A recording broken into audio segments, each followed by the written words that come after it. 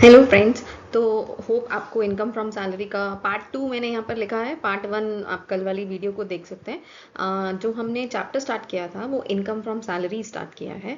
तो उम्मीद है आपको कल वाला पोर्शन क्लियर होगा। ये चैप्टर थोड़ा टिपिकल है क्योंकि बहुत सारे रूल्स आ जाते हैं, बहुत बहुत सारे जिनको बोलते हैं बहुत सारे रूल्स आ जाते हैं। बट अगर आप बार बार उन रूल्स को पढ़ोगे तो आपको लर्न इजीली हो जाएगा, आप रिकॉल इजीली कर पाओगे, प्रैक्टिकल्स करने में प्रॉब्लम नहीं आएगी। थ्योरी पार्ट इंपॉर्टेंट है क्योंकि उसी के बेसिस पर प्रैक्टिकल आपका हो सकता है। तो चलो अब पार्ट 2 स्टार्ट करते हैं, कुछ नई चीजें सैलरी के बारे में। अब ये एक पहला इंपॉर्टेंट पॉइंट है। देखो क्या लिखा है, ड्यू डेट ऑफ सैलरी। तो आपके पास जो एम्प्लॉयज होते हैं वो गवर्नमेंट एम्प्लॉयज होते हैं, नॉन गवर्नमेंट एम्प्लॉयज होते हैं। तो यहाँ पर उनकी ड्यू डेट क्या होती है, सैलरी मतलब सैलरी उनको कब मिलती है। ये प्रैक्टिकल पॉइंट ऑफ व्यू से बहुत इंपॉर्टेंट टॉपिक है, तो इसको रिकॉल जरूर करिएगा अच्छे से। Following are the rules regarding due date of the salary in case of employees of the government and semi government employees. अब यहाँ पे दो तरह की कैटेगरी आपको मेंशन कर रखी है। सबसे पहले हम करते हैं government and non semi government employees. जब हमारी गवर्नमेंट और सेमी गवर्नमेंट एम्प्लॉयज की बात करेंगे तो salary for a particular month is due on the first of the next month. तो यहाँ पर क्या जरूरी लर्न करना कि हमारी सैलरी मिलती कब है, first of next month. That means अगर मुझे फेब्रवरी की सैलरी मैंने अर्न करी है तो वो मुझे कब मिलेगी, मार्च में। मैंने अप्रैल की सैलरी अर्न करी है तो वो मुझे कब मिलेगी, मई में। तो ये किनको मिलती है, जो गवर्नमेंट और सेमी गवर्नमेंट एम्प्लॉयज होते हैं। फर्स्ट ऑफ नेक्स्ट मंथ, एक महीने के अर्न करने के नेक्स्ट डे आपको मिलती है जब वो मंथ खत्म हो जाता है। दैट मीन्स मार्च की सैलरी अप्रैल में, अप्रैल की सैलरी मई में, मई की सैलरी जून में। तो फर्स्ट जून को आपके अकाउंट में आ जाएगी। नेक्स्ट सेकेंड कैटेगरी है इन case of employees of banks and non government bodies. देखो अब बैंक्स और non government that means private हो गया। तो इनको कब मिलती है salary for a particular month is due on the last day of the same month. Last day of the same month का मतलब मैंने अगर जनवरी में सैलरी अर्न करी है तो मेरे अकाउंट में 31st ऑफ जनवरी को ही मेरी सैलरी आ जाएगी। फेब्रवरी में करी है तो last day that is 28th of February को मेरे अकाउंट में मेरी सैलरी आ जाएगी। तो उनको उन्हीं उसी मंथ में मिलती है। जो non government that is private और बैंक एम्प्लॉयज होते हैं, लेकिन जो गवर्नमेंट और सेमी गवर्नमेंट एम्प्लॉयज होते हैं उनको first day of the next month मिलती है। चलिए नेक्स्ट देखते हैं। अब यहाँ से स्टार्ट हो रहा है सैलरी में क्या क्या इंक्लूड किया जाता है according to section 17 sub section 1। तो कुछ मेन पॉइंट्स यहाँ पर किए हैं, कुछ और फर्दर डिटेल में हम आगे करेंगे जैसे प्रैक्टिकल पोर्शन स्टार्ट होगा। तो अभी बेसिक पॉइंट्स को लेकर चलते हैं। सबसे पहला पॉइंट है वेजेस। वेजेस आपको पता है कि जो लो लेवल एम्प्लॉयज होते हैं, डेली वेज वर्क अर्नर होते हैं, तो उनको वेजेस मिलती हैं। पेंशन, पेंशन हमारी सैलरी का पार्ट होता है। जब हमने कमा लिया और पर्टिकुलर एज के बाद हम रिटायर हो गए तो वो हमारा एज अ सैलरी ही हमें आफ्टर रिटायरमेंट मिल रहा है। ग्रेचुटी भी हमारा सेम चीज है कि हम अर्न कर रहे हैं तो वो आफ्टर रिटायरमेंट हमें मिल रहा है। उसके बाद किसी भी तरह की कोई भी फीस हो, कोई भी कमीशन हो, मतलब आपने कुछ एक्स्ट्रा काम किया उसके बदले में आपको किसी तरह की कोई कमीशन दे रहे हैं, कोई परक्विजिट्स हो, कोई एक्स्ट्रा बेनिफिट्स आपको दिया जा रहा है, प्रॉफिट इन ल्यू ऑफ हो आपके पास in addition to any salary और वेजेस हो। मतलब कोई भी आपने सैलरी और वेजेस को कमाया है और वो आपको प्रॉफिट की फॉर्म में दिया जा रहा है। नेक्स्ट आपका आता है fifth, advance salary. Advance salary आपको मिल रही है वो भी सैलरी के अंदर इंक्लूड होगा, बट ये ध्यान में रखना not loan for purchasing a car, cycle, scooter और अ हाउस। इन सब चीजों के लिए एडवांस सैलरी इंक्लूड, मतलब एडवांस सैलरी इंक्लूड तो करोगे बट इन सब चीजों के लिए अगर आप लोन ले रहे हैं तो फिर वो इंक्लूड नहीं होगा। नेक्स्ट हमारा 6 पॉइंट आता है, any payment received by an employee in respect of any period of the leave not availed by him. तो मतलब जितनी भी हमने लीव्स टोटल जितनी हमें मिलती हैं उसमें से जितनी हमने नहीं ली हैं, तो अगर किसी तरह की कोई भी पेमेंट हमें मिल रही है वो भी हमारी सैलरी में आएगी। मतलब छुट्टियों के बदले में जो हमें पैसा मिला वो भी हमारा सैलरी में इंक्लूड होगा। Next is the annual accretion to the balance at the credit of any employee participating in the recognized provident fund. In short हम इसको RPF बोलते हैं, PF जिसको कहा जाता है। तो recognized provident fund में जितना भी contribution करेंगे, recognized provident fund में दोनों persons contribute करते हैं। सैलरी का कुछ पार्ट जो है वो employer करता है और सैलरी का कुछ पार्ट जो है वो employee करता है। तो दोनों तरफ से हमें हमारी एम्प्लॉय की सैलरी में इंक्लूड किया जाता है, कुछ पार्ट एम्प्लॉयर की तरफ से, कुछ पार्ट एम्प्लॉय की तरफ से। अब देखो टैक्सेबल कितना होगा, ये ध्यान में रखना। Employer's contribution in excess of 12% of employee salary. जितनी एम्प्लॉय की सैलरी है उसका 12% निकालेंगे, 12% निकालेंगे, उससे जितना एक्सेस होगा, मतलब 12% तक तो हो गया एग्जेम्प्ट, उससे ऊपर जितना भी होगा वो टैक्सेबल होगा, उसको हम सैलरी में एड अप करेंगे।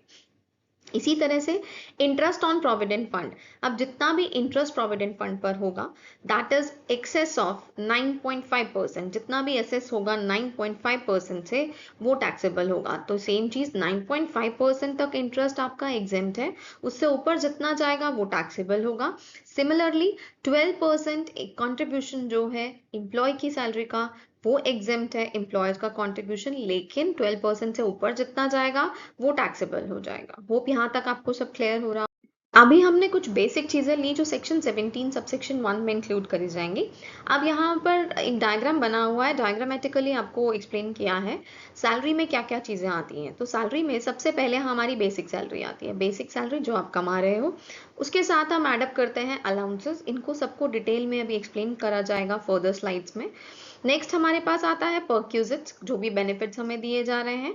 नेक्स्ट हम एडअप करेंगे प्रॉफिट इन लिeu ऑफ सैलरी। जब हम इन सबको एडअप करते हैं तो ये बन जाती है हमारी ग्रॉस सैलरी ऐड करने के बाद।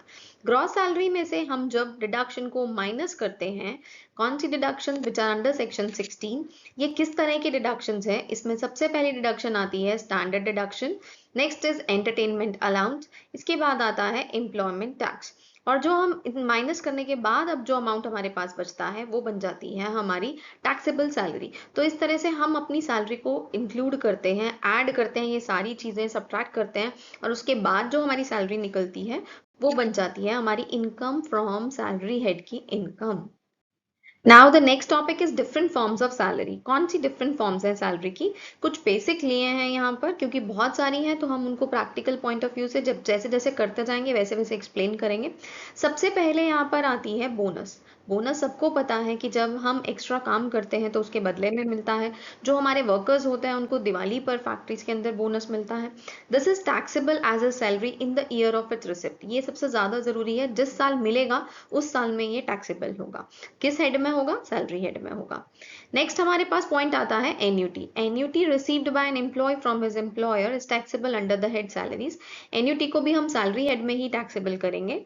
अगला पॉइंट ध्यान से करिएगा, if it is received from present employer it is taxable as salary. तो अगर हमारे प्रेजेंट एम्प्लॉयर से मिल रहा है तब तो वो टैक्सेबल होगा सैलरी एज अ सैलरी।